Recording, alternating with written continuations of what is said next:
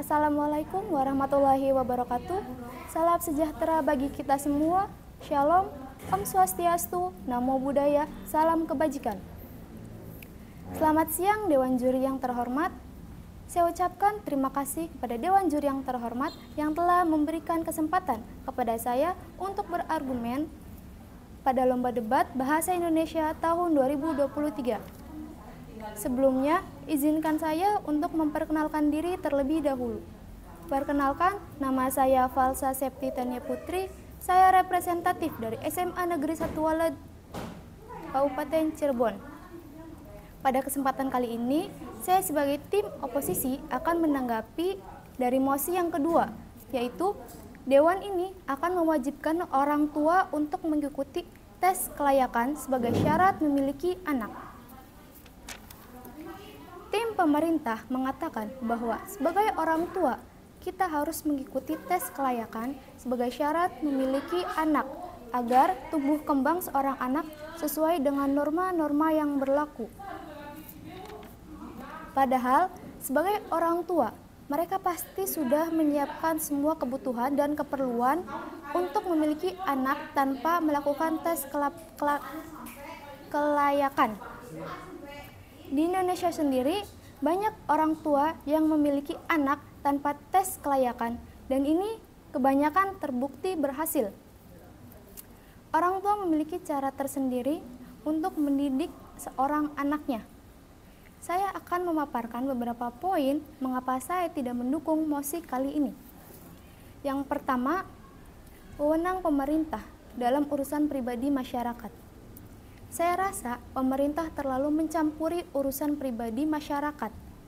Orang tua mempunyai hak mengenai pola asuh dan tumbuh kembang sang anak. Di sini pemerintah terlalu menuntut orang tua agar melakukan atau mengikuti tes kelayakan sebagai syarat memiliki anak. Padahal orang tua pasti memiliki cara tersendiri dalam melakukan pola asuh dan tumbuh kembang seorang anak. Setelah riset yang saya lakukan, ternyata tidak hanya orang tua yang menjadi faktor tumbuh kembang sang anak. Ada beberapa faktor lain juga yang mempengaruhi, seperti faktor lingkungan, terutama di sekolah dan teman sebaya. Pemerintah terlalu memfokuskan dan menganggap jika seorang anak yang berlaku kurang baik pasti kesalahan dari pola asuh orang tuanya. Sebagai contoh, seorang anak yang berbuat baik atau berperilaku positif di dalam keluarganya, tetapi di lingkungan teman sebaya atau tempat tongkrongan, dia terbalikannya, yaitu bisa memasuki atau bergabung dengan klub geng motor ataupun dia merokok. Di sini sudah jelas bahwa tidak hanya faktor dari orang tua saja yang mempengaruhi tumbuh kembang seorang anak. Faktor lingkungan juga sangat mempengaruhi. Ini membuktikan bahwa tes kelayakan sebagai syarat memiliki anak tidak memberikan pengaruh baik bagi tumbuh kembang seorang anak. Poin yang ketiga,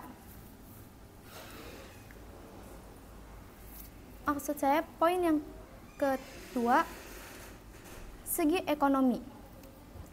Pemerintah juga mempunyai program pranikah untuk masyarakat yang ingin menikah. Materi yang disampaikan dalam program pranikah hanya seputar pengertian nikah menurut undang-undang dan menurut fikih. Tujuan pernikahan tersebut, materi hak dan kewajiban suami istri, dan pengelolaan keuangan keluarga.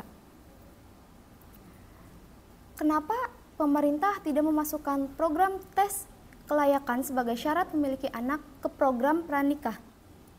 Ini akan sangat memberatkan apabila setelah menikah, kita juga harus mengikuti tes kelayakan sebagai syarat memiliki anak.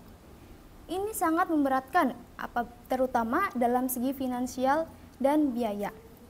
Dengan pemerintah memasukkan program tes kelayakan ke program pranikah, ini akan meringankan penekanan dari segi biaya, waktu, dan tenaga.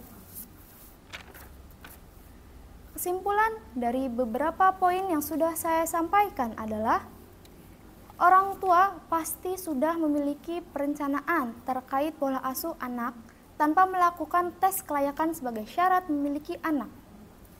Pemerintah terlalu mencampuri urusan pribadi masyarakat, dan pemerintah terlalu memfokuskan dan menganggap jika seorang anak yang berperilaku kurang baik pasti merupakan kesalahan dari pola asuh orang tuanya. Padahal masih banyak faktor lain yang mempengaruhi tumbuh kembang seorang anak. Seperti yang sudah saya sebutkan, faktor lingkungan, yaitu terutama dalam sekolah dan teman sebaya ataupun tempat tongkrongan, itu sangat mempengaruhi tumbuh kembang seorang anak. Dan pemerintah mendirikan program tanpa melihat segi ekonomi masyarakat. Di Indonesia sendiri, sudah kita ketahui bahwa masyarakat Indonesia merupakan masyarakat menengah dalam segi ekonomi. Pasti akan memberatkan apabila ketika kita sudah menikah harus melakukan tes kelayakan untuk sebagai syarat mempunyai anak. Dalam segi waktu dan tenaga juga, ini akan sangat beresiko.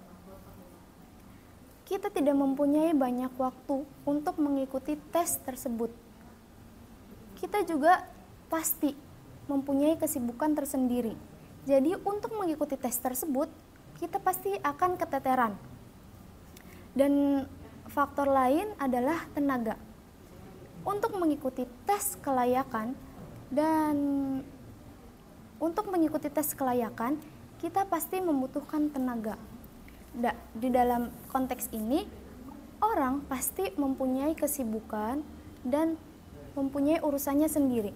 Pasti mereka juga membutuhkan istirahat. Cukup sekian, terima kasih. Wassalamualaikum warahmatullahi wabarakatuh.